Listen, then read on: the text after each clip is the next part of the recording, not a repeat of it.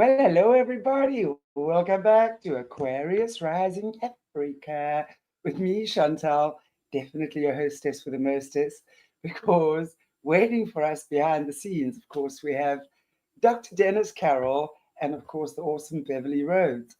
And for those of you who've watched my previous interview with Beverli, you will know that maybe 2 or 3 weeks ago now, we did a show on vampires. When Beverli was a little kidling, she was the vampire nanny for her handler, where she literally would have to be the watcher for these vampire houses.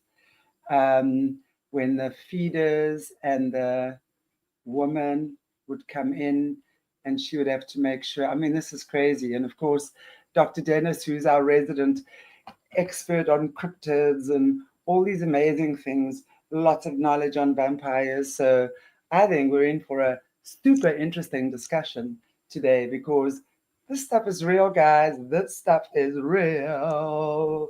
Creepy is what it is. It's real. Anyway, before we start talking about the creepy creatures of the night, let's talk about the awesome things that are happening on Aquarius Rising Africa this week. Cool. So, well, tonight's Monday, and we, of course, have these two amazing people in the back waiting for us. And then tomorrow, Tuesday at 7 p.m. Central African time, which is an hour later than now, Arki Mara is back with us. So we're going to be also a survivor of the Montauk secret space program, stuff like that. We're going to be having some super interesting conversations with Arkim again. Very happy to have him back. And then, of course, Wednesday, Double Trouble with Jesse. Thursday, of course, Dr. Dennis again. Friday, Holly Baglio. And then, of course, Saturday, we have again Beverli and Aquana, who are going to be talking to us about the skunk ape and cryptids because they're going on little missions and things deep down in the south. I'm super jealous, I have to tell you. Everyone's down south, but that south, not this south. Yours should be this south, not that south. Okay, without any further ado, let's bring on Taram Lady and the gent. Hello, Beverli. Hello, Dr. Dennis. So happy to have you Hi, guys. How Shanti. are you? Very well, very hot here. I'm sure Dennis and I have been talking about how humid it is and how hot it is and how we've all got air conditioning and lots of fans on because it's super, super hot here. As you can see, short sleeves, hardly anything on, and still dying of heat. Definitely, that's Well, I think, definitely what Dennis, we you call power company weather out there. Absolutely, yeah. well, Dennis, you're in power company tonight, so I'm not surprised you're getting hot. Kidding. You surrounded by the There South you go. African girls. I bet you never had that Right. happen before. I'm getting a little warm already. Definitely. Yeah. I love it. I love it. Oh, Lord. Dennis, you know what? We've also been talking, Dennis, that Beverly is going to be making a little trip to South Africa one of these days, and we're going to be doing some little get-togethers on this south of the south. So you need to come, Dennis, from your south to Yes. this south, Yeah, and we're absolutely. going A to have little bit fun. further south. Yeah, absolutely. A little bit I further definitely south. would love to come to South Africa one day and hang out with some of the witch doctors and see what they're up to. Absolutely. That would be interesting. Definitely. Yeah, it would be. I'm going to be going into seeing a few of the Sangomas and the Inyangas. So Inyanga means healer, and Sangoma being witch Yeah. doctor. So I know a lot of them over in South Africa. So I'm going to be doing that probably November time into South Africa, having a look down near Shaka Zulu land and all those other areas. So it's going to be lots of fun. But yeah, I'm going to catch up with some of the witch doctors that I know because I haven't seen them for must be at least 25, 30 years now. So it's going to be lots of fun. So Well, all that the sounds good. Americanos have Yeah. got some time to start planning. You all have got some time to start planning and Mhm. stashing away those dollars of yours for your little trip to Stafferland. It's going to be so fun. And of course, we're not going to forget we are hiring an alien spacecraft, right? We're going to fly it from Danny Henderson and friends. We're going to fly it over landed on one of Johan Rupert's farms, and then we're going to get out in our cute spacesuit, like those 11-second girls who were there a few months ago, the ones that apparently went out. Those girls. But we're not the 11-second girls. So we'll be out. Cover this, Johan. Cover this. Cover this. Yes, exactly. Cover this, Johan. Funny. No, we'll definitely be having some fun, guys. So I think we will keep you updated. Beverli has just dropped the little bomb, a very pleasant little bomb that she's probably going to be visiting South Africa towards the end of the year again. And so we will most certainly be planning a few things. And good. I'm pleased to hear it. we'll certainly keep you posted. Yeah, wow. So, wow, I really love our conversation that we're planning tonight, that's for sure, on the vampires. But Beverli, I'm going to ask you to maybe start. And just again, speak with us about your experience with vampires as a kid, because you've really had the real deal go down. I mean, there's not even a question around that. And Dennis, at any time, please feel free to chime in and ask questions. I'm going to sit back and probably be listening to a lot of this conversation, which I didn't get popcorn. Damn. I was really planning to get popcorn and sit here munching popcorn tonight, listening to TV. All right. I forgot. But anyway. Dear. Well, and I think the audience as well, that there've been a lot of people waiting to come on the show because they've had questions for Dennis, questions for myself, questions for you. So I can see already the chat's going a bit mad. So that's really good. And a couple of regulars, including Aquana, are going to be putting some questions in there because she's got questions for Dennis as well. So there we go. It's going to be lots of fun. So I think that the most important thing was that where all of this started, because it wasn't something that I went looking for. It's something that my handler made a decision. So he was servicing, shall we say. He was looking after one of the covens. And this is the kind of thing that you find with people that are involved with SRA and involved with these types of covens that are expecting some sort of repayment or some sort of a reciprocal deal. Oh, well, if we do this for you, then you, with all the children that you manage, you know what I mean, manage, then they can be used in these rituals and they can be doing all this sort of thing. So this is kind of where it started. And he always said that my innocence would be the innocence that he would take. Because he would joke with me and he'd say, well, you don't need to worry. You don't need to say I've lost my virginity. You can say you know exactly where it is because I've got it. It's mine. It belongs to me. I'm not selling it to anyone else. And when you become of age, I'm going to have that virginity. It's mine. So you don't have to say, well, it's been lost. I don't know who's got it. Well, yeah, exactly. I know exactly who has it. So part of that whole cycle then is he took on the ability to be able to utilize my skills, but also because I was a child, stand at the front of the window and look outside to make sure that nobody was approaching the property. Because inside that property, there was a number of vamps that were busy changing. So we got there and he had said I had my little lunchbox because there's no food in the house. There's no food, no water, no nothing. There's nothing normal in the house. Let's put it that way. It stinks to high heaven. And when you go in, the entire house, all the blinds are down, everything is down, and it smells. It's rancid. It is really disgusting. And when you walk through to go to the kitchen, which is at the back, these vampires were sitting in the various trays. At any time, there was only ever 3. It wasn't more than 3, only 3. And one of them, what had happened is he had decided that he would take on this mantle and change. And what I can state categorically is that the change doesn't just take 3 days. It takes over a year. So during that year period, the ones that are changing need to be fed. So my handler had agreed that he would provide women or men, depending on what was required at the time. He would provide those in the vehicle. I'd be sitting in the back of the vehicle, and it's quite a long time ago. It was a Morris Minor, which is a very small little car, a navy blue one. And I would sit in the back with this lady, and then the other lady would sit in the front next to him in the car. And he was talking to them all the way to the property, saying, this is what you can do, this is what you can't do. You know, Beverli, he never called me Beverli, he only ever called me Boy. Boy will watch the front, she will watch the garden, she will watch the path going up the front to the main door, which is up a few steps.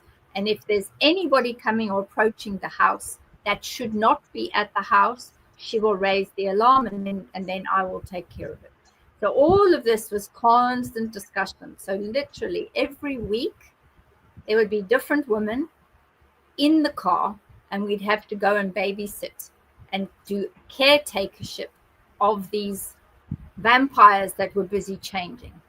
One of the vampires was, I think the reason why he wanted to do it is, I think he had a dread disease, or he had some sort of disease that was going to unalive him, because he made a decision that the only way he could survive would be to change. So what he had done is he had said to my handler, can you please bring extra women so that I can try to overcome my illness as well? So he knew the vampire had an illness. So when we would get there, we'd bring these, well, I wouldn't, but my handler would bring them in, push them down on the floor in front of these men, vampire changelings.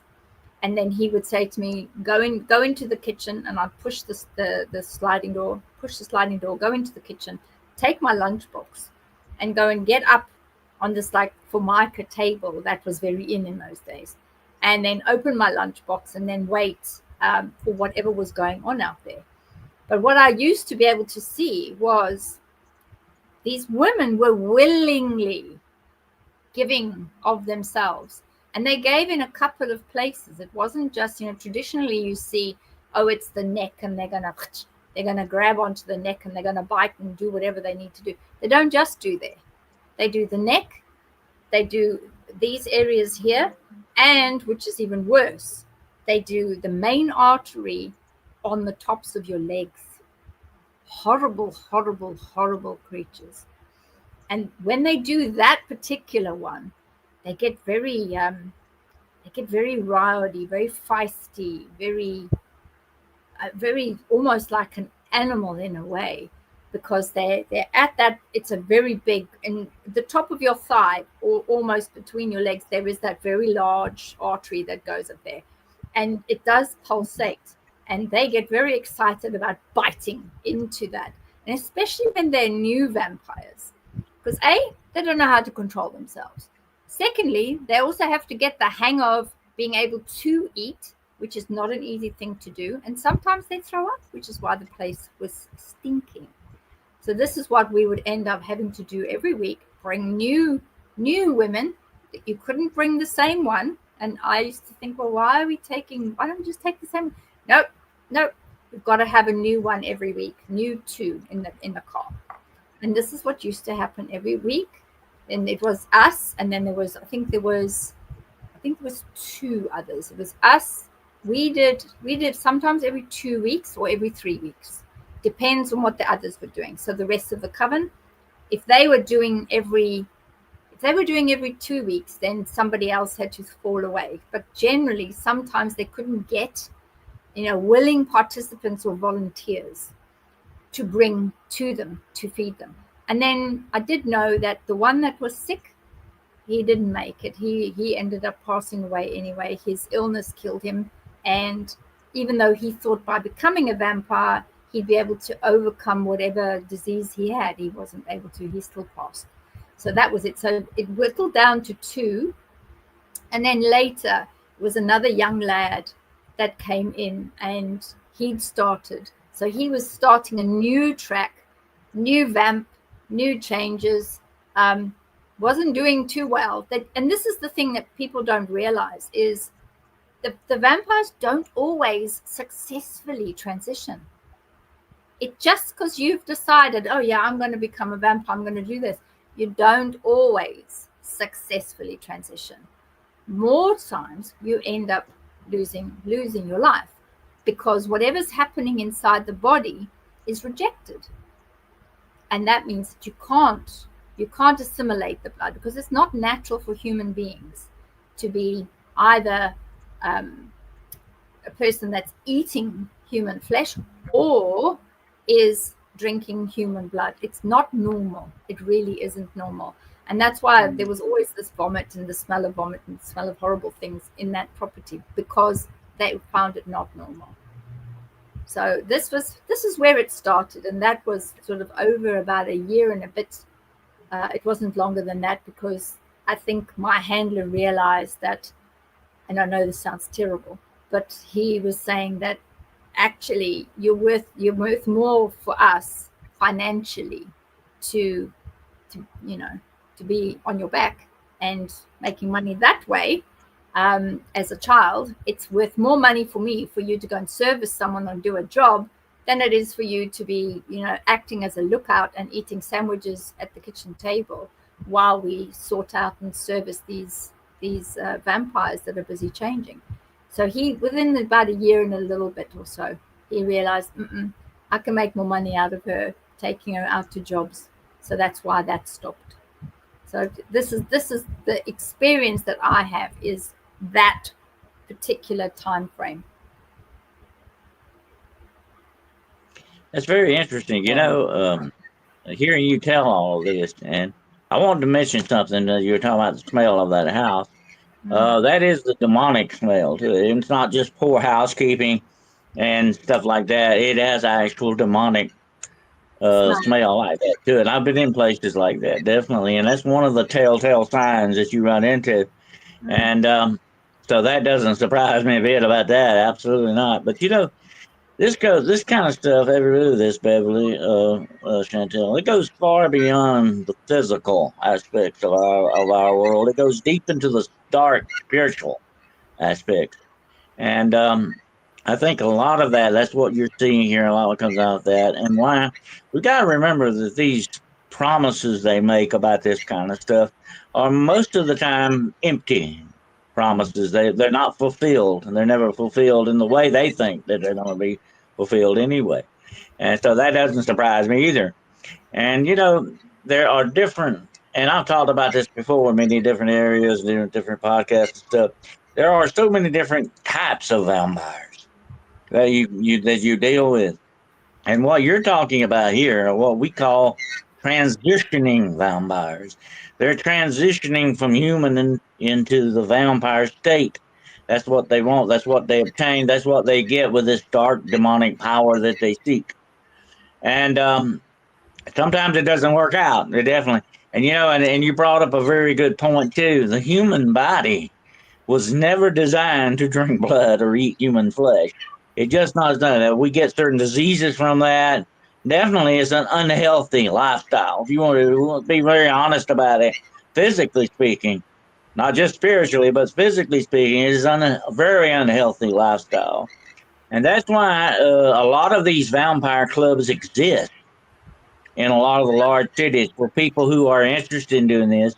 And I mentioned this to Chantel before. She and I were in a vampire club. When we were together, we knew each other, or we had a relationship, or whatever was going on. We would be partaking of each other's blood because we know the history of that blood, But these people were not doing that. They weren't really checking out a lot of what was going on. They were just getting people, like you said, the handlers, and that's what their main job is. They're arranging stuff for them. That's what their main thing is. And they're sort of like, and I'm going to say this, like pimps and prostitution. That's the way they work. Yeah, absolutely. They operate that way. And it is sort of pimping in a way, if you look at it that way, definitely. And then you mentioned the part about the innocence of a child and all that. That is part of the ritualistic precept that they have to use, because if they can sacrifice your innocence, that's just the beginning of the sacrificial type rituals that go on, involving also the blood factor as well. But so many different factors: flesh, blood, innocence, and all this other things. They all tie together in the ritualistic stuff about this. And here's the bad thing about it, and I'm going to turn it back to you, but here's the bad thing about it. This stuff not only corrupts you physically, but not morally, but also spiritually as well. And here's the thing about it: the hierarchy that you go into this, the higher the power you obtain, the more it requires of your humanity. It requires you to surrender more and more, and that's the way the darkness works. The spiritual darkness consumes you eventually until you, unfortunately, become the dark. And that's the way it works. And it just eats you up completely. In other words, it devours you to that point where you're no longer really human anymore. And that's what a lot of these people were trying to obtain, that level of demonic power. And that's what it takes to get that. Of course, you have to do a lot of other horrific things to acquire it as well. Yeah, you know that. But definitely, that's what its main goal is. It's not to let you be human anymore, but to be something other than human. And guess what? That leaves you with one thing: the demonic. Of course, and of that's course why it does. it has such a strong, deep tie to the demonic. That's what it's all about. That's what, and I'll say this a lot of times. The example for that is like you plugging in your toaster in the kitchen. You got to plug it into the power, and that's what they're doing. They're plugging in to the demonic power that they need. And that's what's going on with that, definitely. Yeah, you're right, and I do agree with the smell. It's also very sulfuric. There's a funny sulfur, as if someone had been lighting matches in the house. But yes, I think that some individuals had actively agreed to transition. So in the house, there were these young men. After the one that was really sick, after he passed away, they had to replace him, because this house was a house that was, how could we say it? It is providing the new vampires, and those vampires eventually would then be sent to other countries. So that particular house was a house that was either going to Quebec in Canada, or it was going to go to New Orleans. And because they were missing one, usually it's 3. So they said, we need to ask and see whether the coven, because the coven was attached to this particular house. Well, the thing about that, Beverly, and we're talking about covens here, basically. That's what they are. They call them houses, but they're covens. And you have different kinds of covens. You have satanic covens, you have werewolf covens, you have vampire covens.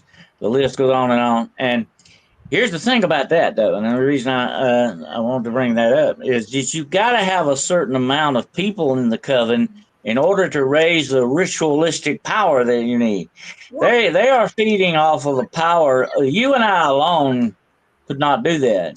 But the more people we get in the coven, the more, and that's why it's so important they replace people, because that's some of their power grid gone, you might say. So it's like a power grid that they're working on. That's what it takes for these rituals to be enacted into work, and that's part of the demonic power that they seek. But they got to have that. It's just like, and I'll bring you this example. It's like a Christian prayer group. Okay, things get done more often when a whole group of people are praying over a certain thing than just a single person. And it makes perfect sense when you think about it, because the more you got invested in it, the more powerful it is. You know, the more chance you got of doing things, and they know that. They know that they got to have that amount of people to fuel this stuff the way it needs to be fueled. Absolutely. That tells me there's a lot of ritualistic stuff is tied into this. Absolutely. Yeah, there was. Absolutely, there was. Particularly with the new chap. Ashanti, you were going to ask something. Sorry, yes. I just want to make a comment, because it's very clear to me that when Beverly, you speaking about the physical blood that they've got to receive. So it's a physical transformation they have to go through. And at the same time, they are, what's clear to me is they're going through like a spiritual demonic possession as well. So it's almost like as they make that decision, and correct me if I'm wrong, as they make that decision to transition into becoming a vampire, they start with the demonic, and then they have to, at the same time, or however it works, do the blood transition as well, so that the physical body becomes like the right vessel Well, what for it is, that Shanti, entity. what it is, they're utilizing magic here. Okay. And Beverly knows this as well. They're utilizing magic, and there are different types of magic. Okay. And we talked about that illusional glamour before that they have. They have that ability to make you see things that they want you to see. Magic, true magic, is the manipulation of reality to whatever extent you do it. And what these guys are engaging in, and I'm sure Beverly knows what I'm about to say, they're also using what we call sex magic in this as well. It's not just the taking of blood that's part of the ritual, but sex is involved in it too, because there is a dark power side to sex in that way. Aleister Crowley could tell you that definitely, because he was deep into that stuff, and so was Jack Parsons and some of these other disciples of his. There is that certain part, and that's part of the ritualistic thing. I know you probably saw that happen, without doubt. That's part of it. So they're using magic to acquire a lot of this stuff. And the magic rituals that they do and all that is just part of that demonic power. But that's the plug, you might say, that plugs in. That magic is the plug that you're using to plug into this power. And that's where they're getting that at. Exactly. And they acquire power from that. They get that illusional glamour. It's very much like witchcraft. And I've talked about this before. The precepts of witchcraft, you acquire power to become invisible. You acquire power that you can fly. You can acquire power to change and shapeshift. The list goes on. And that's the powers they're seeking in a lot of this stuff. And actually, people say, what? They can fly? Yeah, they can do that. They can shapeshift when they get to that point. But they've got to acquire that power first. They got to do the things to get there, Yeah, to you're do right. that. Now, I don't know if I just wonder, and that's what I wanted to ask you. Did you actually ever see any of this kind of stuff go on? Yes, yeah. And you're right. You're absolutely right. They do need to understand how to acquire the power, but more importantly, they need to kickstart it. And part of kickstarting it's quite a dirty business actually, because when I was going through towards the kitchen to go and sit there, you would see that a lot of the men were getting to a point where as you say, the sex rituals that they need to do in order to obtain the glimmer, and more importantly, to be able to obtain the ability to shapeshift. It all has to come from their own bodies, which I thought was a bit of a messy business in all fairness, and also a bit smelly too. But what they used to do is they used to bring the women in, and my handler used to stand with them, and the women then used to be licked on their throats and on their necks, or here on their wrists, or on their thigh, depending on which of the I'll call them trainee vamps, whichever trainee vamp was going to utilize. Some of them preferred to utilize the main artery on the thigh, because this is where they were using the sex ritual, or the ritual with intercourse, shall we say, which meant that they needed not just their own intercourse ejaculation and that energy, but they also needed the energy of the orgasmic energy from the women that they were feeding off. So you'd see them getting very excited, and then they bite into the pie, and that's it, you're a goner. And that, Beverly, is also why they like the trauma and the torture and all that. It's like the masochistic stuff that they do with the torture that goes along with that, the pain that they inflict, because also it infuses the blood with fear and trauma and suffering and pain. That makes it even more like a narcotic for them in that respect. But all of this comes down to, you got to remember the main precept of this ritualistic stuff is all about control and power. Yeah. That's what it all comes down to. Yeah. Yeah, and that was, it would end up being, just to be able to cut to the chase here, it would end up being, when I was on my way to the kitchen with my lunchbox, it would be a case where the three women and the three vamps were then, it was almost like a free-for-all orgy, and all you could smell in that room was sexual activity, and that energy was heightened. And I was then sent to the kitchen to go and have my lunch, and then they would carry on doing what they were doing. But the energy in there was so thick that you could almost feel it and touch it. That's how thick it was. And this was continually happening.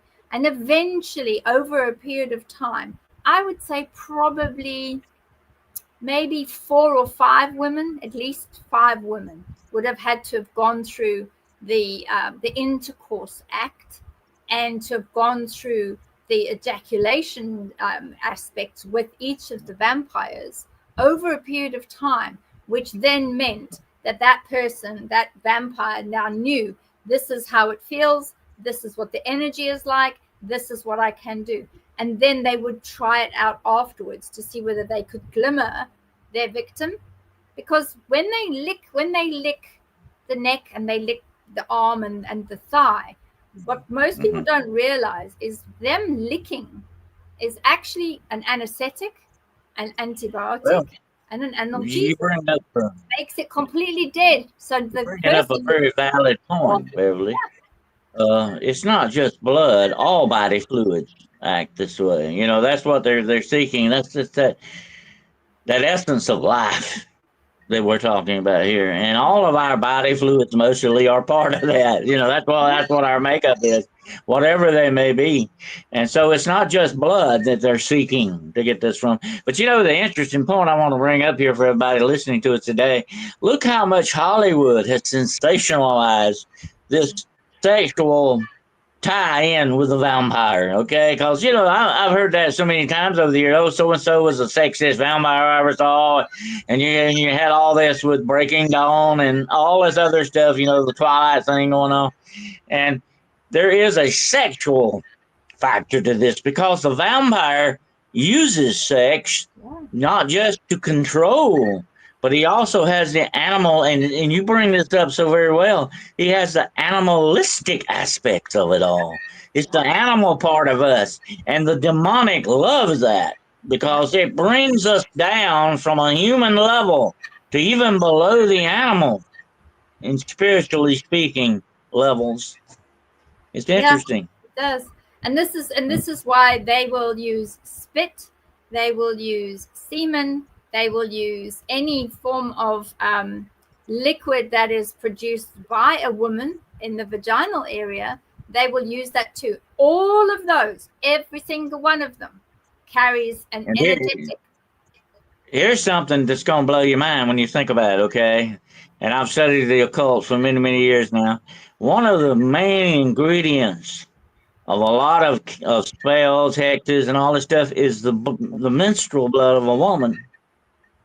That's one of the big things there, and that's why we've talked about that before, that divine femininity thing that goes on, that there is that power supposedly in women, and that's where you get the goddess worship and all that stuff that too. So all this ties in to that, but that is one of the main ingredients that you use is the menstrual blood of a woman in whatever you're doing, and women use that a lot in their spell casting and making spells and all that. So it would not surprise me if that is also a precept for the vampirism stuff as well, definitely. Well, my handler used to, he was quite strict about that. He used to make sure that every month when my cycle was coming up, he would make sure that he would remove all the ladies' sanitary wear that I used to have to carry to school with me. So I would then be rummaging around my school bag to go and find it, and it's not there. And then, of course, you end up having an accident, and you've got to go to the office to say to whoever the person is or the school nurse and say, look, I had it in my bag. It's gone. Could you just, give me one so that I can, sort myself out? But then he would take my knickers and he'd go and sell them because that's how he was. He used to sell my knickers from the age of 2.5, 3. all of those knickers were always sold. So when I started all of that cycle, he was able then to sell those. And what I did is I got clever. I used to go to the office at school and say, here's one of my, ladies' products. Will you please put my name on it, put it in the office drawer, put it in the cupboard, so that when I come, I can just come and fetch mine out of the cupboard. Because he always used to take them because he wanted to sell it. And I got into a lot of trouble one day when I didn't have an accident in my knickers. And he said, well, I took it out of your bag. Why is it that there's no knickers that you want to throw away? And I said, because I'd actually gone to the office and put it in the office. He was livid. Oh, my God. He was livid. How dare you? And gave me the biggest trouble. So, yes, I agree with you. The cycles that we go through, it is very, very strong. And it is something that is openly available on the black market to sell. And that's what he liked. But he never used to worry about those cycles for me. He was more interested in making sure the women that he was taking to the vampires were there to service them. And they also used to service the vampires not just by allowing them to bite their necks. They also used to service them sexually, because at the end of the day, that, as you say, the right of that energetics that takes place is key, and it's all part and parcel of that. And the new ones that were coming forward, they were the ones that were quite aggressive, whereas the older ones that were starting ready to transition, they had already got the change of the blood within their bodies, which is not just a change within the human soul, it's also a change within the metabolic rate, as well as it's almost like a flu virus or some sort of a disease, shall we say. And this is what became very obvious, is that as the time went on and as these vampires were fed, and as we used to have to come back pretty much every week, check on everything, make sure they're all right, make sure they've eaten, make sure that their victims are fine, and that they don't take too much from them, and that we take them back to the car. They eventually, slowly but surely, you could see them changing. They ended up getting this very funny tissue colored skin, and they didn't have much color to them. But if they hurt themselves, if there was a scratch or a nick or something, or if they put their hands into the fire and moved the fire around or something and burnt themselves, you'd find the following week that tissue, that burn, was actually fine. And those are the things that I noticed. Oh, hang on a minute. Didn't this guy hurt himself with the poker trying to get the fire to be a bit warm? He hurt himself and he was fine the following week, because he'd already started with that significant transition. And they did take on a lot of additional individuals. And people that were coming, the women would say, I know so-and-so, would you consider accepting this man into the coven? He would like to do X, Y, and Z, and he's got a property and whatever. There was always this sort of constant negotiation from the victims saying, I'd like my brother, or I'd like so-and-so to come in and be part of this coven. Very rarely did they take anyone. It was always very specific individuals, usually individuals that either had a property or had some independent wealth on their own, or found a way that they could fly under the radar. So when they had to move from the house over to New Orleans, they already had some independent wealth, because then usually brought in through the back door, then by boat in those days, by boat, sometimes by plane. But generally, they had their own wealth. So they were able to fly under the radar, not be seen, and then go and join all of the other covens, or any of the other covens that they wanted to join. So it is, when you look at it, I became very aware as I was getting older that this network wasn't just these small people in the UK. It was going out and out and out and out like a very big spider's web. These people, those that are seasoned, shall we call them, seasoned vampires, are extremely dangerous, and they have independent wealth. They have some of the greatest wealth across the world, and they can pretty much do whatever they want.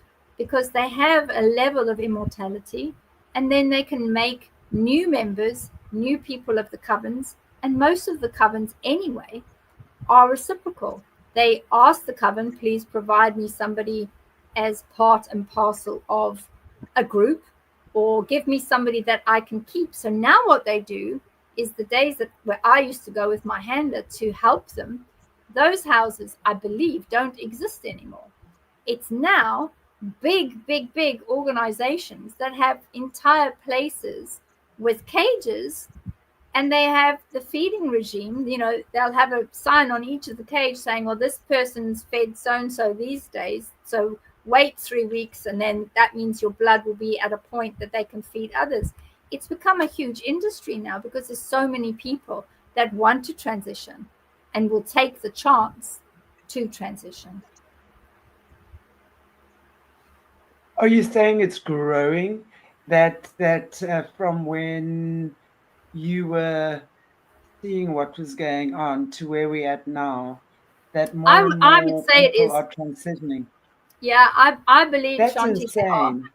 I think they are. I Do do. you do you think it's because of the power and the immortality that comes along with the vampirism? Because I remember, and maybe you can just touch on that again, Bev. You spoke in the last show about this, that your handler spoke to you about these vampires are not from Earth. Yes. They are from some other dimension, and we are here to help them. So won't you just talk to us on that again, please, as well? Well, remember, he was a 33 and a third Freemason, and his handler, his own handler, was amongst others, was one of the most powerful individuals in the UK, and still is actually, and he's still alive. So he was able. When I got older, I would say to him, because although I only did the year and a bit, I used to go back to him and think, why? What is this? What is these people doing? I couldn't get my head around what was their purpose. What's the purpose of these funny folks? They can't read. They can go out in the sunshine. I will tell you this: they can go out in the sunshine. It's very uncomfortable for them. They do have this funny little shimmer about them, and they do stink. But from that point of view, they can go out in the sunshine. So Hollywood definitely has made it weird, but it has spread a lot of falsehoods, and it has also made it, sexy to be a vampire without realizing all the facts. And the facts are significant, and what they do is not sexy at all. It's actually depraved, and it's like bottom line. But Hollywood is definitely responsible for that increase, because it's made women feel, oh, they're gorgeous, they're sexy, they're this, and it's given this glamour to it. Well, Hollywood knows, Beverly, that sex sells. Okay, so that's where a lot of that definitely goes with that. But you do bring up a very valid point about the folklore and all that. There's so many, clues and markers in folklore for us. But Hollywood has a tendency to kind of put it through their filter. A lot of times, it's not necessarily the real one, and that's the way it works. But you brought up something else that's very interesting, and I think we need to realize that too. They definitely have a network.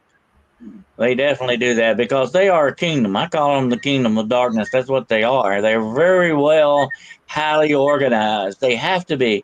And, that made me think of a line from Anne Rice's The Interview with the Vampire. Well, I think it might have been Lestat that said that, to survive for centuries means that you are smart, because stupid people will not last that long, and that's part of their survivability. They play it smart. They have power connections. They have, they become, a lot of them are very fabulously wealthy and rich. They come from rich families, you Yeah. know. So a lot of this ties into sex, money, power, and all the things that people seek in this world. But unfortunately, they seek it the wrong ways. That's definitely the way it goes. Yeah, you're absolutely right, and that's exactly what they do. The power is a big turn on for them, because power corrupts everyone, absolutely, and that is one of them. but I think also you get the pseudo vampires, and the pseudo vampires are those that will take a little bit of blood from somebody else and utilize. And a lot of them have a very arrogant attitude. They consider us lower on their level. To them, we are just cattle like. Yeah. But you take care of your cattle, though, because they're your important thing that you do. But they still consider us as cattle to a certain extent that way, They do. And also because they have to actively agree. The ceremony that I witnessed, although I was standing by the kitchen door, I did witness the original ceremony. Now, the original ceremony, for those that don't know, is they have one particular type of vampire, a very ancient being that will come, and he or she, there's two different types. They will take a knife and they will cut open their chest, and it's from here to here. It's a long cut. They open that up, and those that are going to put their face into the wound are the ones that then they have agreed those individuals will be part of their coven. So they've already chosen who they want. They're not just run-of-the-mill individuals, but, oh, well, I'll just have that one. These are people they've checked. Yes, they've got money. Yes, they've got independent wealth. Yes, they can literally disappear from whatever country they're in without a trace, without anyone asking any questions.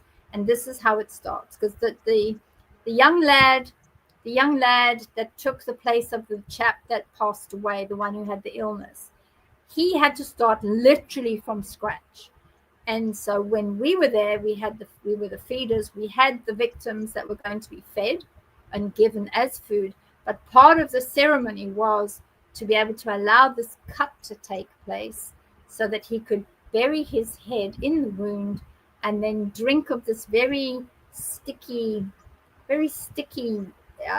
substance that comes out of the wound. I can't say that it was if we cut ourselves, we're going to look very different. It's going to be pink or it's going to be red or whatever the case is. But that was not red.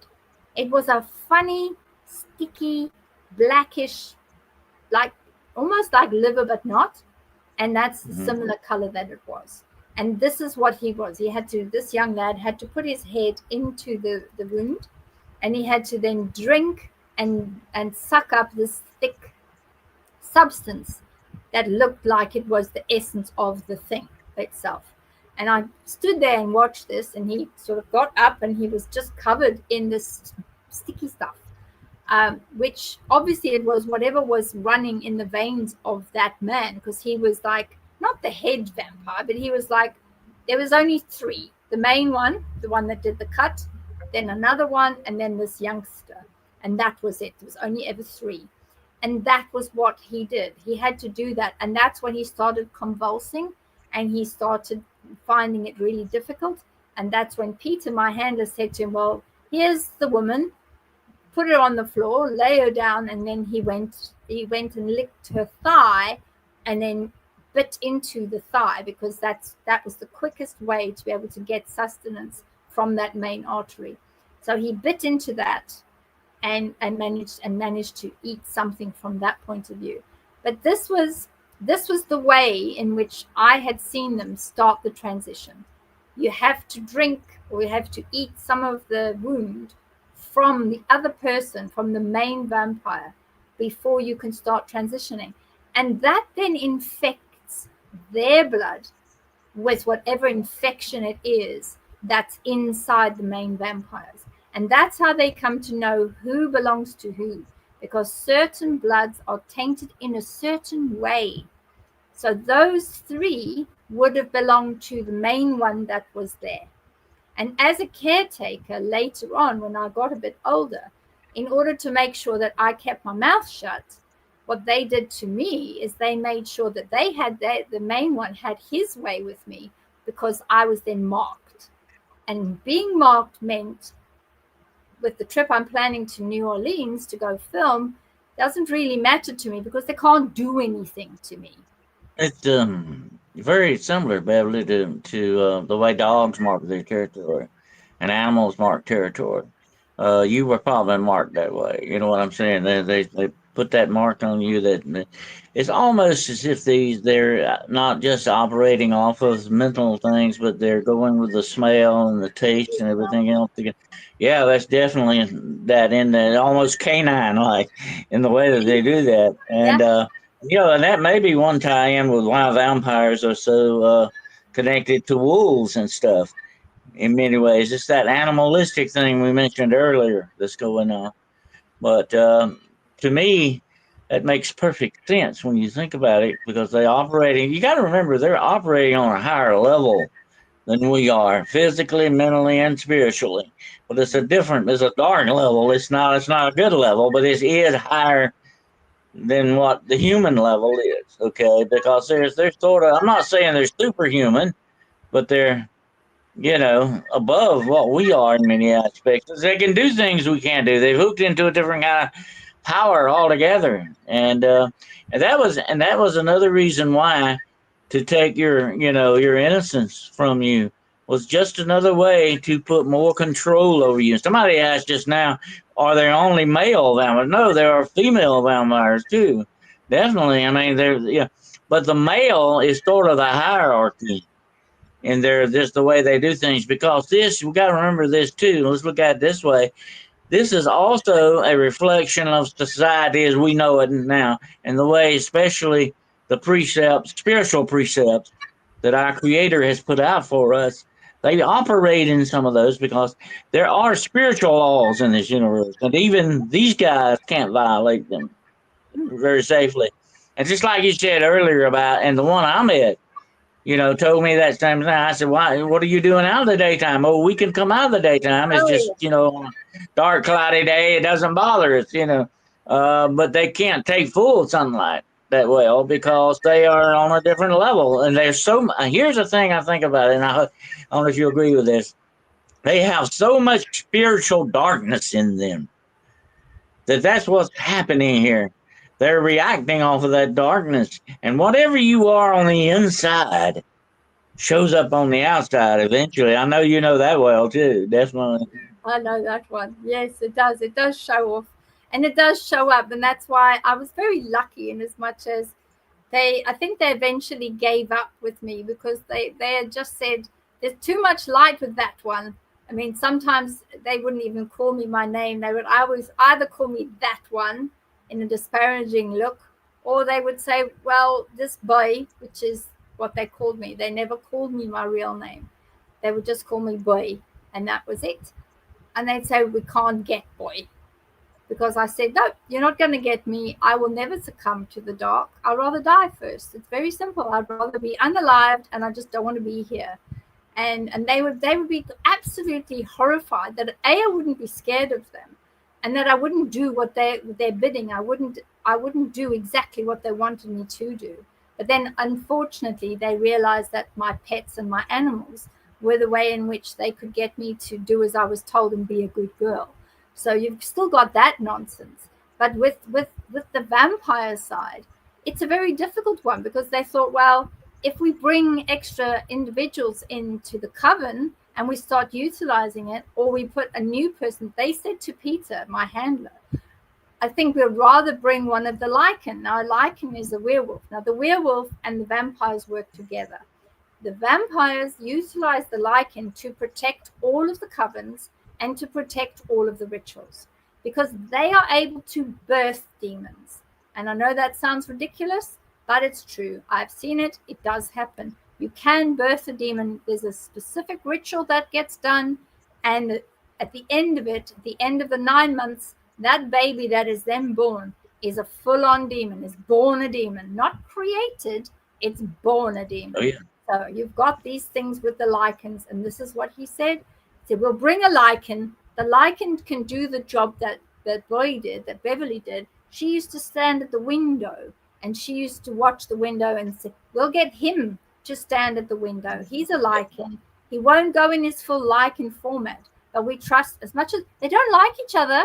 Vampires and lichens, werewolves, they don't like each other. They don't like each other at all.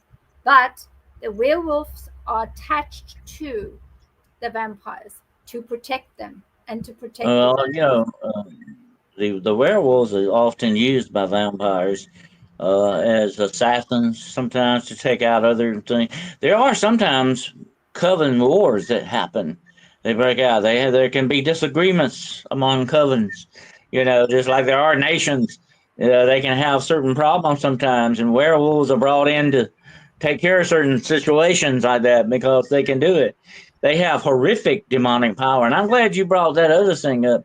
There is a definite, Beverly, definite, strong connection with vampirism and the incubi and the succubi demons because they operate the same ways. And yes, they can take our seed and use it to birth demons and stuff with. Oh yeah, I mean that's part of the thing they can do with that as well.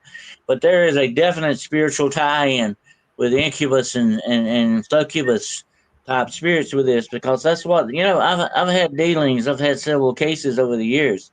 There were nothing but spiritual vampires. You can't see them, but they're there. They are demonic spirits that are vampire spirits, definitely, without a doubt. And you probably know that well. But I think the reason why you're here today and telling the story, okay, is because they could not conquer you completely spiritually. And that's what saved your life eventually and brought you out of this. They knew that you had that kind of spirit in you that they couldn't completely conquer and control. And that's why you frustrated them so much. And they didn't like that because that's what they're all about. Power and control.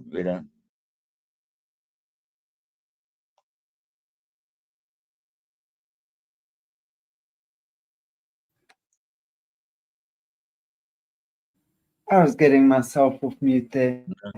I mean, that's Uh, insane. It really, at the end of the day, that is what it boils down to, power and control. And everything we see is about blood. And something else has to die or sacrifice itself so that someone or something else can live, right? It's that whole, where did Beverly go? It's that whole exchange of blood. I mean, that's just wild. I want to just it actually is. maybe have one or two. Okay, Beverly's just come back. I'm back. One or two Sorry. questions that popped up. There she is. You're back. Okay. Yeah. Have you noticed, Chantel, have you noticed how much Yeah. interference we're having here lately with certain subjects that we take up? Yeah. It makes you wonder. Yeah. Well, absolutely. Absolutely. There were just a couple of questions that I want to just Yes. pop up here. Are those vampires youthful for a long time? They probably are immortal. Aren't they younger looking? So I'm thinking the whole adrenochrome thing that, when we look at, and what's crazy is that I saw a post this morning that the new CEO, whatever, woman from Nivea and Eucerin skin products, is talking about how youthful cells in the products, how studies have been done that their youthful cells and blood, whatever, in these products accelerates youthfulness. So they're basically starting to sell us adrenochrome in our skincare products. So you can imagine suddenly Nivea, you put it on in 5 days, you look like a teenager again. I mean, think about how many people are going to want to do that, right? And you literally now selling the kids adrenochrome to the public. It's crazy. Vanity. So yeah, the immortality. What's your guys' take on that, Bev? I think Dennis? that from ones that I've seen, I think there is a level of immortality. But what I will say is, I don't believe that they are fully immortal. I think that they will slowly but surely age, because some of the ones that I've seen, they don't look as youthful as they used to. I think that they have their body clock and the way that their body works has been reduced, and it's very, very, very slow. I don't think that they will live forever, but I do think that whatever the aging process that's happening is not even a third of what we have. It's very, very, very slow. So from my point of view, I think that I don't think they're fully immortal. So when we go to New Orleans, it's going to be very interesting to see whether I bump into any of those that I was the nanny to the vampires to. That should be lots of fun. But I don't think a lot of them will be around. I mean, I'm mid-60s now, and when I was looking after them, we're talking a very, very long time ago. So whoever it was, they could probably look a little bit older, but probably not in their 60s like I do. So it's going to be a very interesting test for me to see how many of them sniffed me out, because they will know, oh, this is one of the ones that used to bring us our food. I used to bring the takeaway with my handler. There we go. Let's go take the ladies and let the ladies do their job. So it's going to be interesting to see what they look like. What's your view on that, Dennis?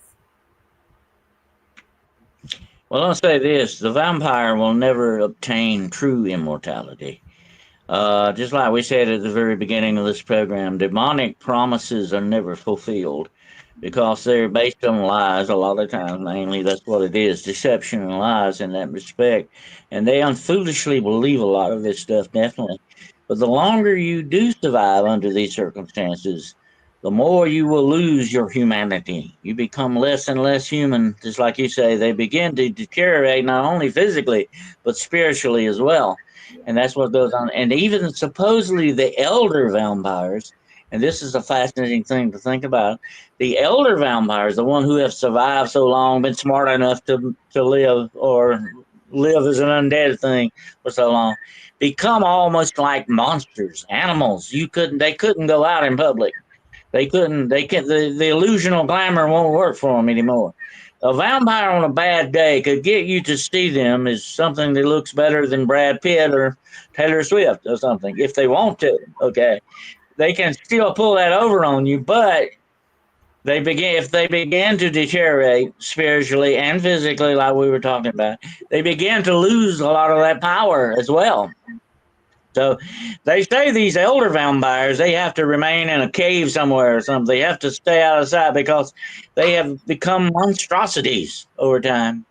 They are the true fulfillment of these deceptive and lying demonic practices and promises they've been given. And that's the price, the very bad, dark price you pay for this kind of stuff eventually. Absolutely. I'm certainly going to be taking a steak with me, that's for sure. But as I said to somebody else who's going to come on the film crew when we go, I said, make sure you cut its head off.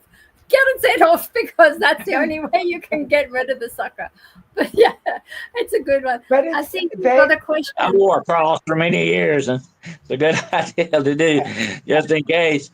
But you were right about one thing, and I wanted to mention this while I'm thinking about it, because I'm getting old and I can't remember, I don't want to lose my train of thought here. But you brought up a very interesting point about, vampires biting people in the neck. That's Hollywood. Definitely, they know where the main arteries are, and they know where the pressure points are. Yeah. They definitely know that. That's part of their makeup, definitely. But yeah, and if you go back to some of the original Bram Stoker, and I interviewed his nephew, great guy. And if you go back to him, he actually has their attack on Jonathan Harker. They never bite him in the neck. They're like biting him on different areas on his thigh and all that stuff. When I was in law enforcement, that was one area that they had us watch very carefully. If anybody ever got shot there, how to pack that wound and keep you will bleed out very quickly. Yep. But let me make one point. Here's the interesting thing about Hollywood, okay? When they find the dead body, there's no blood left in it. That's never true. Even if you cut an artery and open it and die on the ground there, you're going to still have about 60% of your blood left. But supposedly when a vampire does that to you, there's no blood left at all. And that tells you something right there. If you ever came, or associated in any way finding a dead body that absolutely has no blood in it, you know exactly why that body's like that. Because you don't normally die, even bleeding out, and lose completely all of your blood. Something takes it out. You don't lose it. Yeah. That's very true. Well, someone was saying early on in the chat that they've been finding bodies around that with their blood drained. So, well, I guess I we wonder don't where have that is. any more mystery around that. Yeah. What is just to answer Kwana's question? Yeah. Dennis, I'm not sure if you would know, why is New Orleans such a hot spot for the vampires? Could you think of a better place for a vampire? It would be very at home in New Orleans. It's so wide open, everything is so accepted. Don't you agree, Beverli? Yeah, I think it's accepted, but also when you have a look at the energy value that is surrounding certain areas, there's a road called Pirate Avenue. I think it is something to do with Pirate Avenue.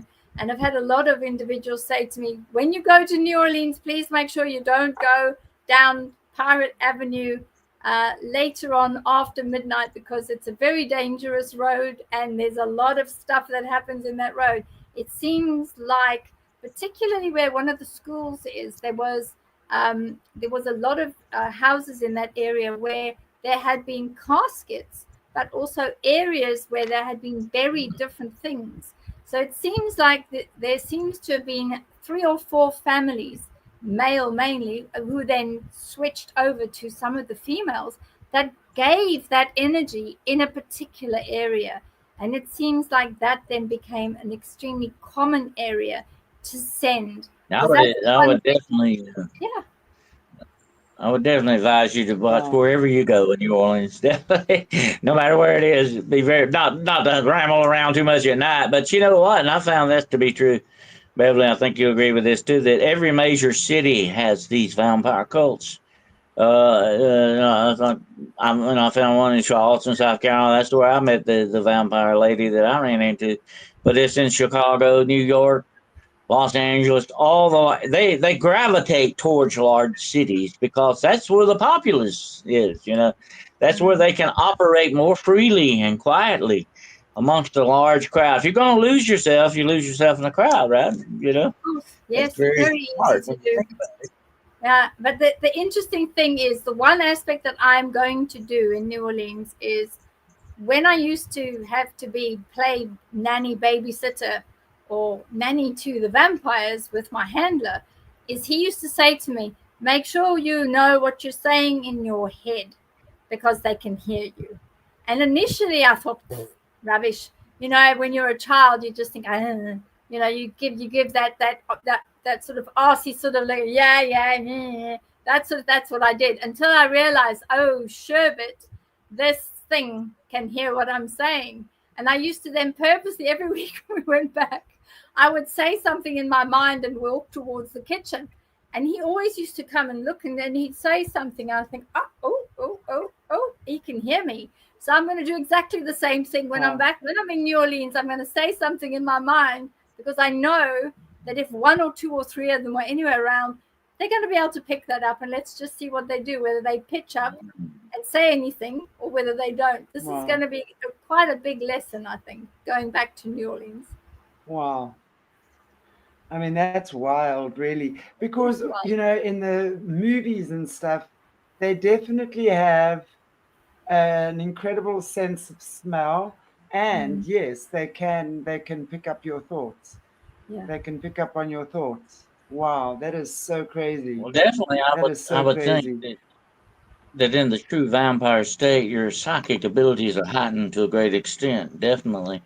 And that would fall in line with that. And somebody, I think, asked in the chat room, can vampires astral project into your dreams? Absolutely. These things have a spiritual side to them as well. A lot of these dark entities and people, and there are even witches that we call them dream witches, that can even attack you in your dreams. Yes. In the dream state, you're very vulnerable to anything of a spiritual nature like that. I have actually been spiritually attacked in my dreams upon occasion. It's not that far-fetched that even vampires, you got to remember, vampires not only live off blood and body fluids, but they live off of energy as well. They do. That energy, that transference of energy, is a main thing going on here. It is indeed, and they're quite ruthless. Some of the things that they do, and also not just to individuals that are part and parcel of their own clan or their own group or their own coven, but if they find that one of theirs has done something out of sync or away from following the chain of command. This is the one thing I realized quite early, about 7 or 8 months in. We were coming up to the Christmas period, and there was one of them that had decided that they would go out of the safe house, and they would go and do something and come back. Now, when he came back, he'd come back, but he'd caused some sort of issue with the person, and that person kept knocking on the door and saying, "Come to the door, I want to speak to you." And they realized that he had, in a way, he had caused them not to become found out. But if that person had come into the house, they would have realized what was going on in there. And when he was there, the leader in that particular group had said, "You've compromised us. We told you not to go out. We told you you weren't ready. We're going to have to make a decision about you." And when we got back the following week, that person, that vampire in training, was no longer there. And what happened was, they said to my handler, they said to Peter, "There's been a bit of an incident. Could you please just help us remove the remains of that individual?" And that particular vampire was no more. So they're not just ruthless with other people or with victims, but they're ruthless with their own as well. I'm a ex-law enforcement, and I once talked to a policeman from New Orleans, and he was the city police, and he told me something very interesting that always stuck in my mind. He said, in New Orleans, there are certain things that you look the other way on, and there are certain people that you don't bother.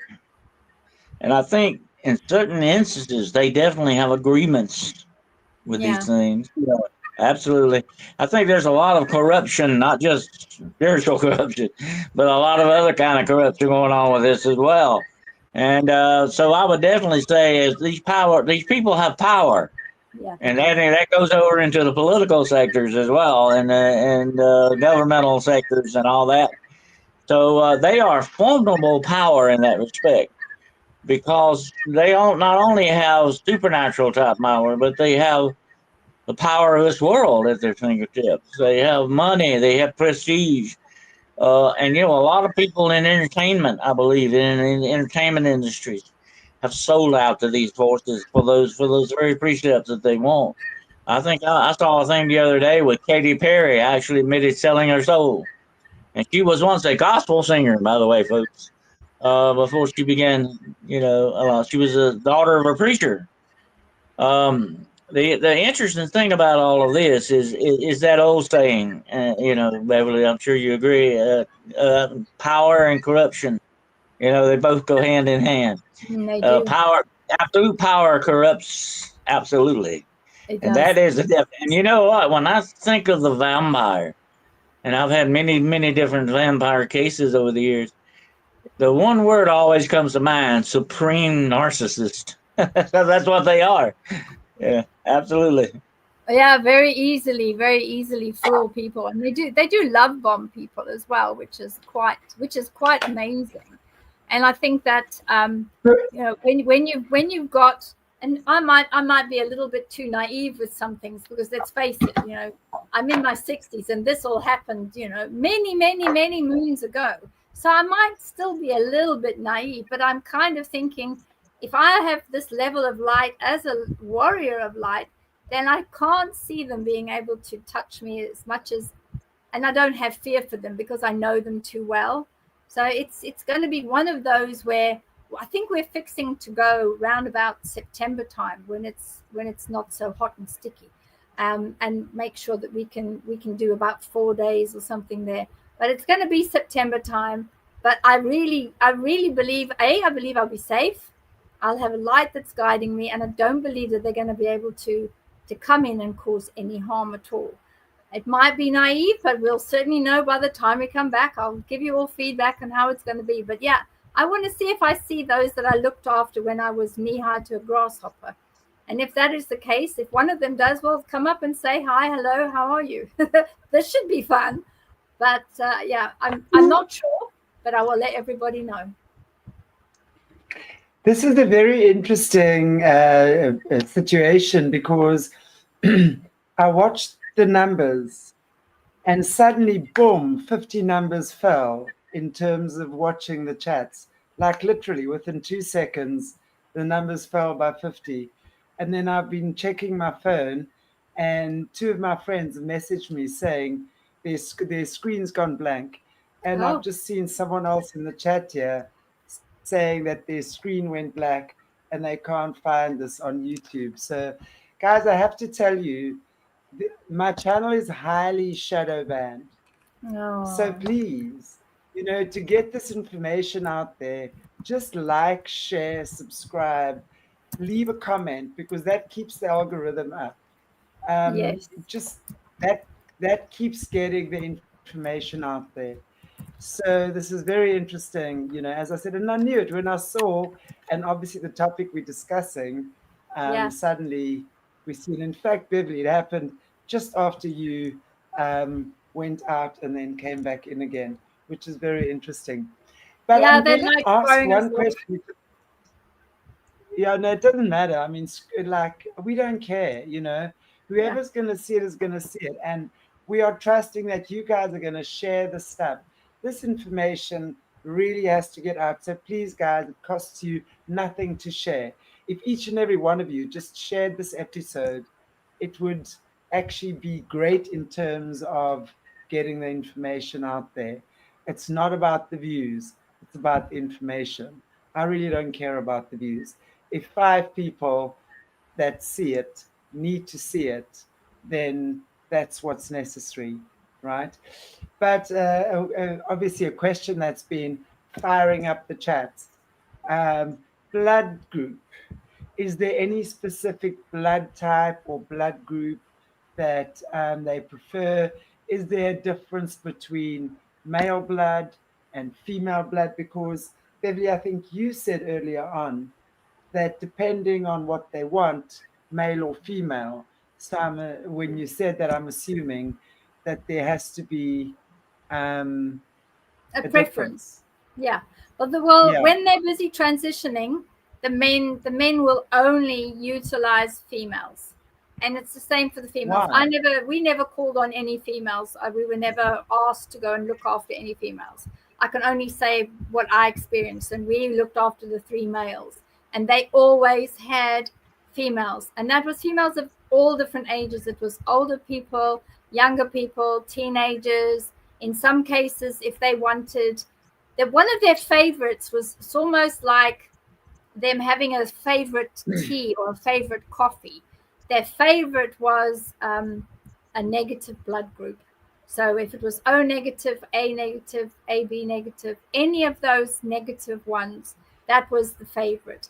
And if they needed something to really give them a boost, the younger the better. So that would be under the age of 13. So before the cycle, the monthly cycle of the young girls had happened.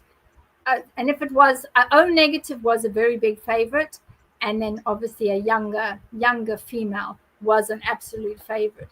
But because Peter had more individuals that were older females, it was more easier to find out from the older females within any particular coven what was their blood group, etc., and more or less their age, and then get them to agree verbally, because they were already adults, get them to agree to come and become one of the feeders, one of the volunteer feeders.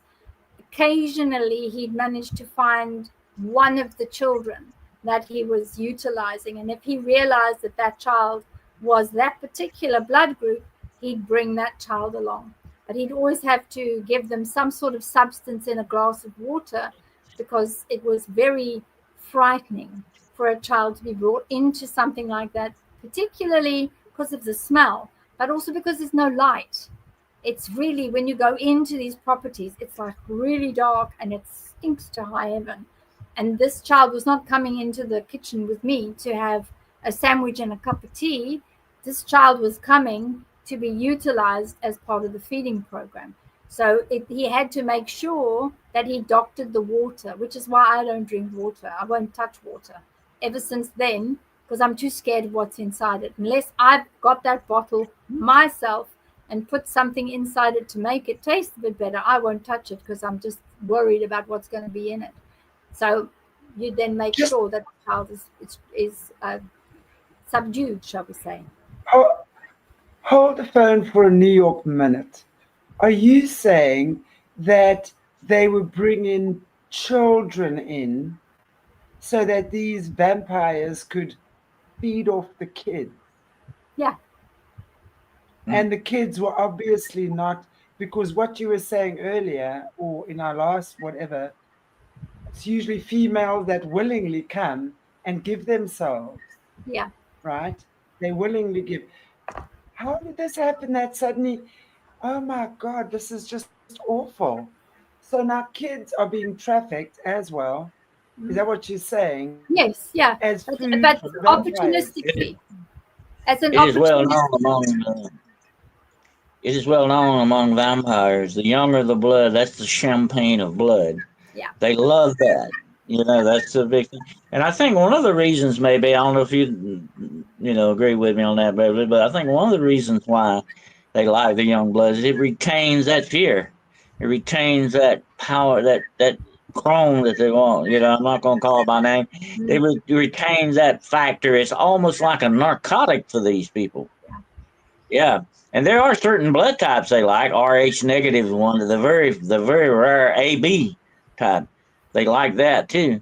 Yeah, they like that as well. They are attracted to these types to a certain extent. But the champagne blood is the blood of the youth, the young blood. That's what they really, really like. It's a narcotic to them. They get high on it.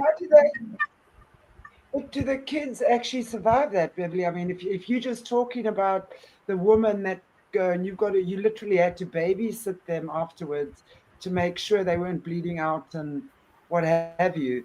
What about the kids? How the hell did these poor kids deal with that? Well, the kids are, because they get given the substance in the water, they don't freak out that much because they've been given something to subdue them. And when they're in the car, Peter would just make sure. I mean, you might see, but there's two very big marks here on my arm, and this is the residue from being bitten. And this is what they used to do, is he used to make sure that was particularly closed. He'd get either Dettol or TCP and he'd close it off. And all the while, the child is asleep against the side of the car. And they just close that off, and that child is then dropped off at, to play, or at the uncle's, or whoever had the child at that time. That's then dropped off. And because the marks are so small, they're almost invisible in a way. Or alternatively, he used to then make sure that there was something that used to look like the child had fallen, a big scrape mark or a graze mark, and you'd have that. I was just very lucky with my two marks that I have here. There they are. There's the two marks. They've been there forever. Fang marks. Yeah, they're the two fang marks. From that point of view, it was very, very easy to, push somebody and then they hurt themselves and start crying, and then you put a plaster over it. So there was always, fixers are very clever. They find ways to cover things up, and they never usually bring the same child back again, unless it's a particularly rare blood type. They don't bring that same child back. So they have also a vampire? They've got their own system, and it works, and it secures their survivability. And that's how smart these guys are, or they wouldn't be able to do what they do so year after year. They're very smart at how they do these things, and it's like you say, they would probably spit my blood out. I'm be positive, okay? I hope they would have an allergic reaction to me anyway. But they do have that system, and it works for them to a certain extent. Yeah, it does. And plus, I mean, there's certain things as well that they really do like AB. AB is like, they love that. I don't know why they do. It obviously tastes different, or the way that it coagulates is different. Goodness only knows.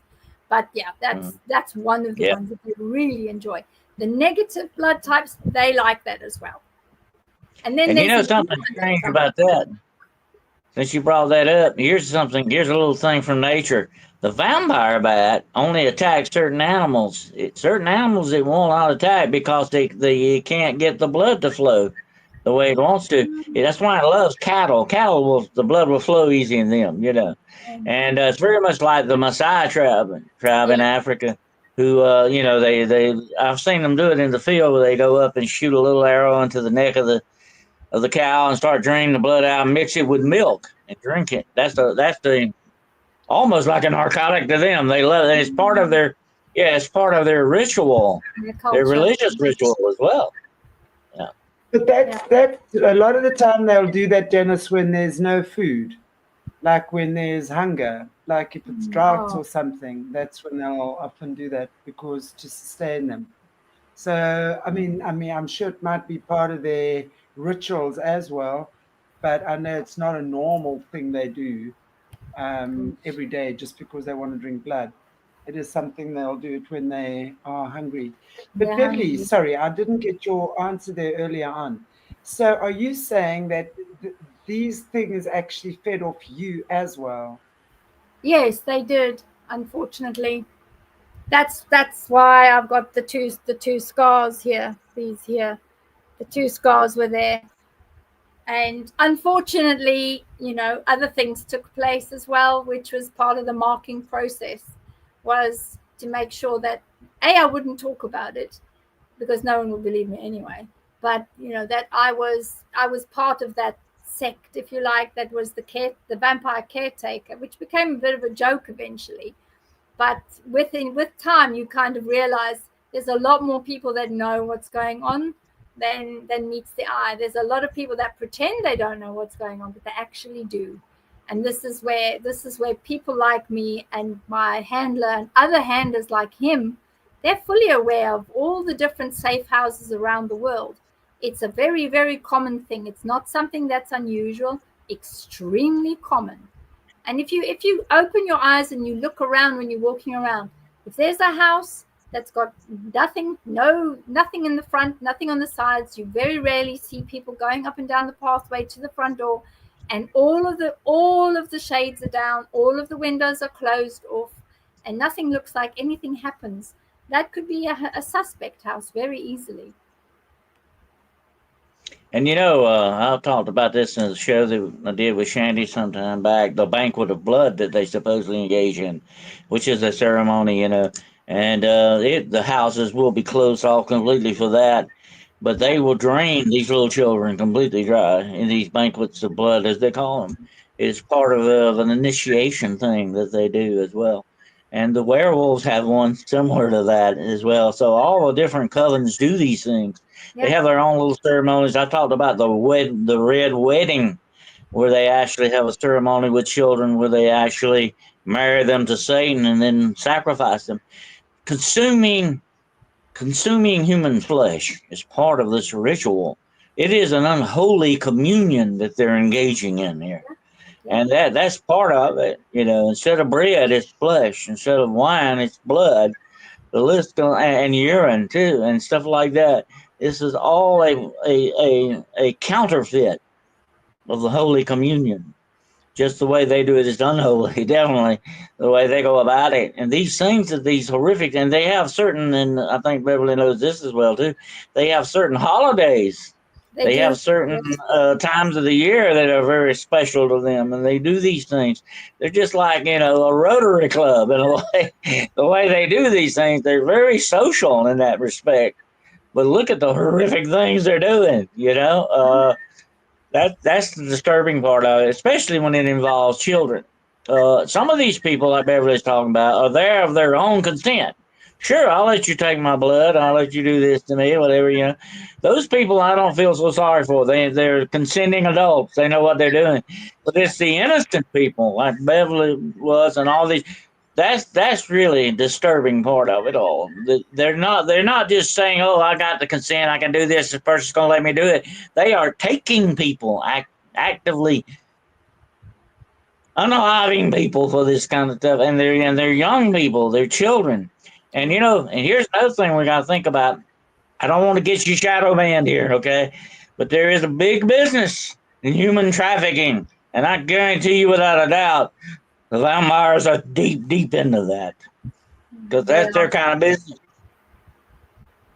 It is. There's a huge coven that I've recently discovered before I came to America. In about, I think it was April time this year, discovered there was a very large coven that's doing something similar in an area called Pensacola. And there's a lot of individuals that have literally disappeared across Pensacola. And I have a terrible feeling that these youngsters, children, young people, teenagers, and those below the age of 20 have disappeared in the Pensacola region because of that particular coven. And I think it's one of the covens that is running amok. It looks to me like it's a coven that is not well run, and it's a coven that is now acting as their own bosses, doing what they want as and when they want it. And whoever's falling under, whoever the main person that's managing the Pensacola coven is not managing them according to the rules of engagement across all of the vampire covens. So that, I think, is going to be a very interesting one. I would be interested to chat to some of the police officers involved with trying to work all that out, because it's one hell of a mess.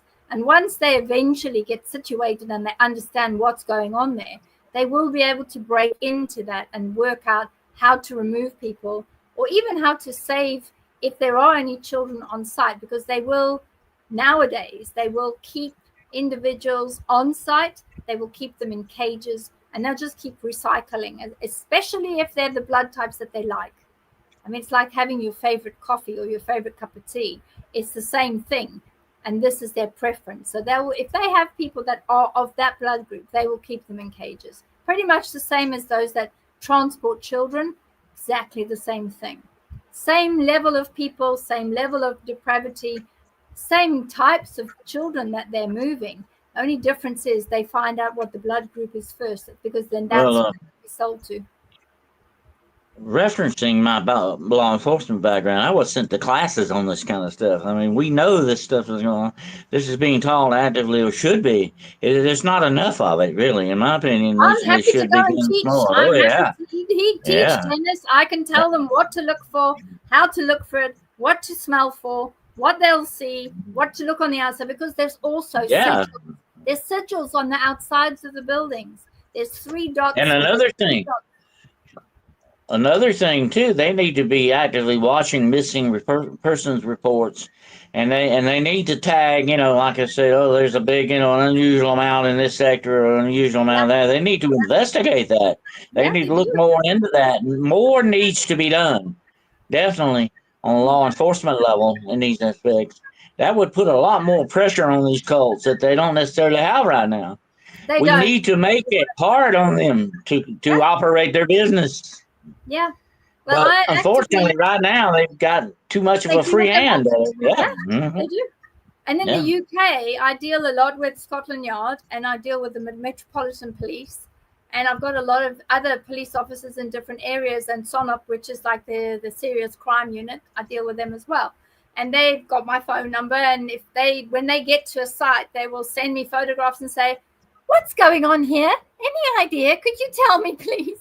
And they're absolutely. And the bad thing is the patterns are there if they will just look for them. Yeah. That would tell them stuff. But they're not actively doing that. That was like what happened before 9/11.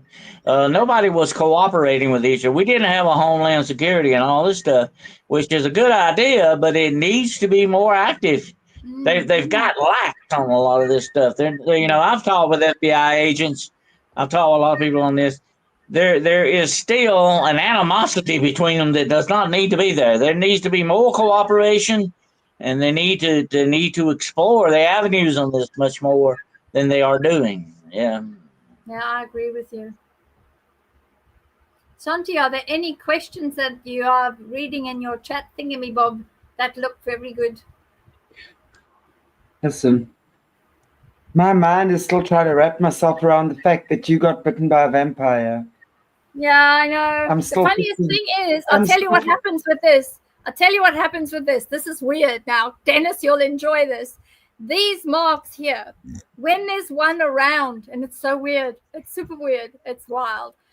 When there's one around somewhere, then I end up getting these two marks. Still kind of feel it, yeah. They just go, they become very Mhm. bright, and then I think, oh my agony aunt, here we go, there's one around, because that's the tell for me, Yeah. is I imagine that would be sort of like it was sort of like, rheumatism on a broken bone or something, when the weather's turning, Yeah. kind of thing. Well, you may have, unfortunately, you do have, I think, here, put it this way, you got a physical scar, but you also have a spiritual scar, and that's what you're feeling, I think, without a doubt. I think there is a physical Is it- scar too, and a spiritual one, but I'm so full of nonsense as a person that when this sort of nonsense starts, then I just come out fighting. I come out fighting and say, right, this is what I'm going to do. I'm not taking this nonsense. So I think that saved me on many occasions. I'm not going to take this. No. And then I really go off on one, which is, I get very angry and I just go and do crazy things. But yeah. Beverli, the question here about Jimmy Savile, and I know you've had dealings with Jimmy Savile as well. So Gina is saying, as Beverli is talking about the wrist and arms, I had a vision of Jimmy Savile kissing young girls' wrists and kissing up their arm. Do you think he was a vamp? Was Jimmy Savile one of your... He was guys? one of the jobs. He was a job. Yes, he was a job. And his brother Johnny was far worse. Trust me, Johnny Savile was way worse. We used to call him the shitter because he used to take young, small babies, 6 months, 8 months, and put them on a top, and then he used to go and take a dump on the little ones, and then that used to get him all excited, and not very nice. And this was what they call. I don't think I can say the word, but it's a Saturday for those types of people, something Saturday. And then the children would all be there and we'd all be sitting on the couches and the chairs with these men. And that's what Johnny and Jimmy Savile used to do, all this sort of thing quite easily. But no, I don't think he was a vamp, but I do think he had a very unusual side to him. He did like to have sexual intercourse with individuals that had passed away. So he did like an unusual energy, and he had that unusual energy. He was super creepy. He really was creepy. But that Jimmy, my handler, same part of- handler, had the same manager. So the person that managed Savile and my Peter is the same person. That's so they among have some the of the same darkest. handler. That's among some of the darkest magic that you can practice. Necromancy, having sex with the dead, and all that kind of stuff. Definitely. Here's the thing: it comes away from all this, Beverli and Shanti, that I think we need to kind of realize. Whatever the darkness requires, that's what they're on board for.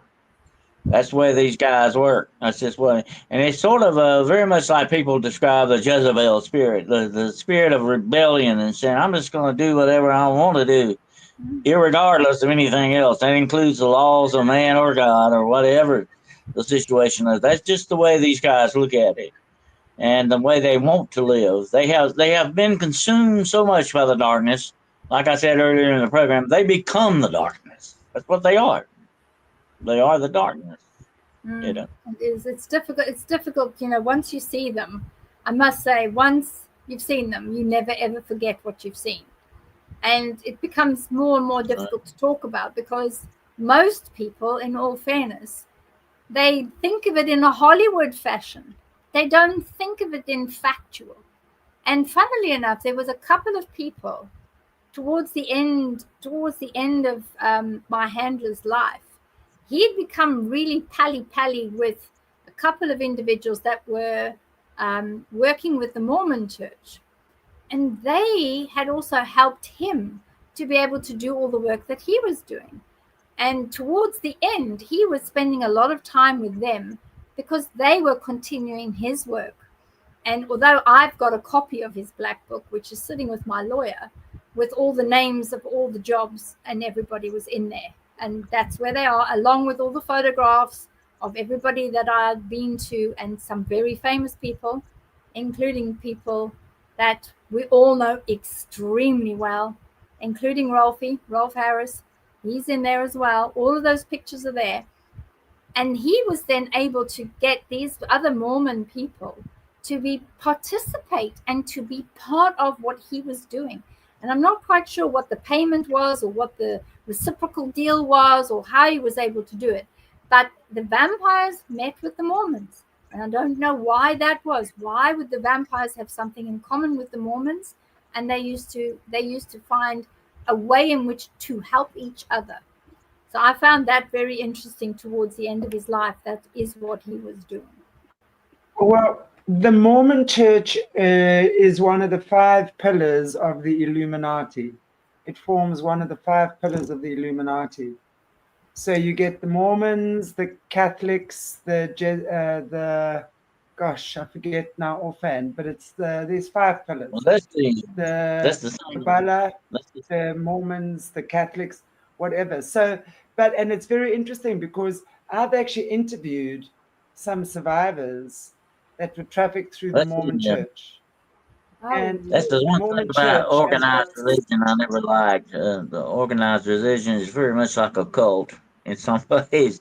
You got to look at it that way. That's just the way it goes.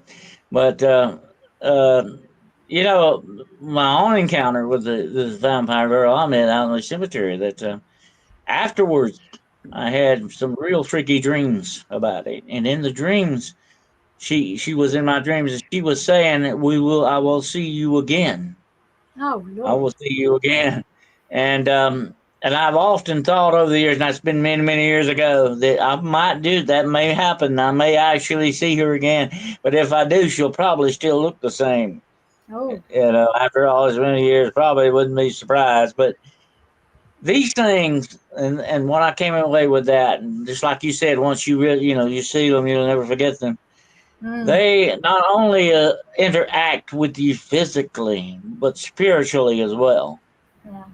And whenever something marks you spiritually, it's much deeper and much more profound than physical.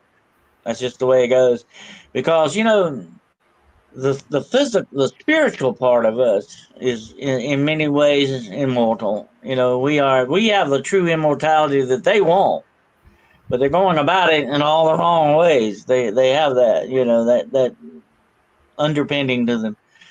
But I think definitely when we interact with something spiritually, it does have a much more deeper effect upon us.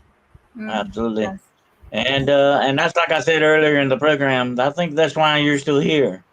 I think your spirit was uncomfortable. They couldn't do what they wanted to with your spirit.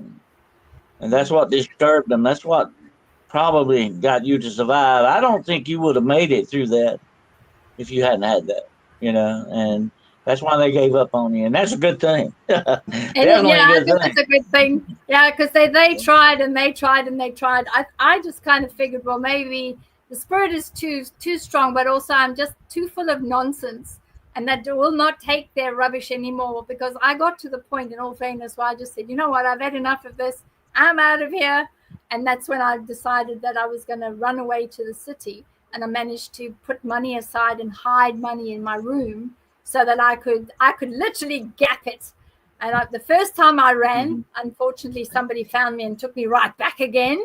But the second time I ran, I was gone. I was absolutely gone and had nothing to do with any of them. And then eventually I was able to turn my back totally on them and then wrote the book about what they were doing. So, yeah, I was good. I was full of nonsense. I definitely was. Very angry child, but managed to get away scot-free. Thank you for that, Dennis. I'm pleased that you see that I'm at least strong enough to stand up to these buggers. Good grief, Beverli. Of course you are. Wow. Okay, guys and girls, I want to say thank you so much for joining us for this show. Interesting, eventful, interrupted, but couldn't really do anything other than they probably knocked about 70 of our viewers off. Oh, Um, but I see some people are up and down and what have you, but it's all good. The rerun will be there. It's on Rumble. And again, please, guys, like, share, subscribe. It's really important to get this information out there. And we will certainly, by the sounds of things, we could certainly be having a few more of these shows. that So would I be want to say thank you to everybody.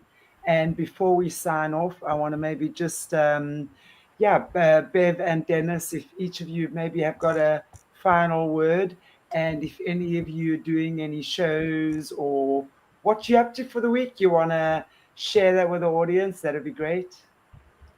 yeah. Dennis, are you busy with anything during the week? Well, yeah, matter of fact, I do have a podcast tonight at 9 o'clock p.m. Eastern Standard Time, The Road Less Traveled. Wednesday night, we'll be Hunting the Shadows, my other podcast, and it's also at 9 o'clock p.m. Eastern Standard Time. And Friday night, I still have another podcast, which Oh is wow. called Paranormal Point of View at 9 o'clock p.m. And well, Beverly, I will definitely have to get you on my podcast sometime too. So Oh, absolutely, my books are available on Barnes and Noble and Amazon. And if you need to reach me, I have a paranormal consulting service.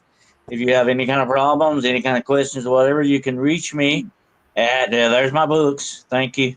oh. And you can reach me at I received denniswcarroll.com. Oh, that's All right. perfect. Yeah, with pleasure, Dennis. I'd love to come on your shows. We've certainly got lots to talk about because we've both been in this industry for, double figures, the two of us.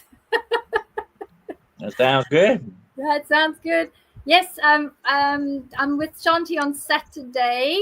We're going to be talking about cryptids and we're talking about the skunk ape, and we'll be able to share some of the footage that we've taken going into the swamps. We're going to the swamps tomorrow, so that will be good. And the lovely Alquana will be on with Shanti as well because she feeds the beautiful skunk apes, which is the Alawan, and she will be able to explain all about her tribe. She's from the Creek Muskogee tribe of Florida. So she's going to be talking about her very, very personal relationship with the Alawan and how different they look, because they are very, very different. They're quite beautiful. So we've got some unusual things that we can share. I've got some bits, and Kwana's got some really great items from the tribal point of view that she can share. And if we're very lucky, I will ask her when I see her later this week. I will ask her if she can bring along some of the wooden sculptures that the Alawan, that the skunk ape leaves behind for her on the offering table. There's all these beautiful sculptures that get left. I think she's got about 30 of them. So I might just ask her, please, can you bring some along and show us what the Alawan leaves behind? Because that's a very good. It's a good way to Aquana, say I was here and she leaves a Aquana, little gift. Okay, I'll ask her for you. uh, I'll ask her for you. Aquana, I think that would be wonderful if you could. I'm going to I look ask. forward to seeing you on Saturday. It's going to be lovely. Okay, Nice to guys meet and you, girls. Dennis. Yeah. Lovely to meet you all and lovely to see you all, everybody. I will see you back at 7 p.m. tomorrow, Central Africa time. And I will be talking to Hakim Ra, another Montauk secret space program survivor. Fascinating world we're living in, guys. Not just a planet, a world. So join us tomorrow, and I shall see you then. God bless Thank everybody. you. Take good Thank you care, so much. and Bye for now. just stay safe on those spiritual streets out there. Mwah.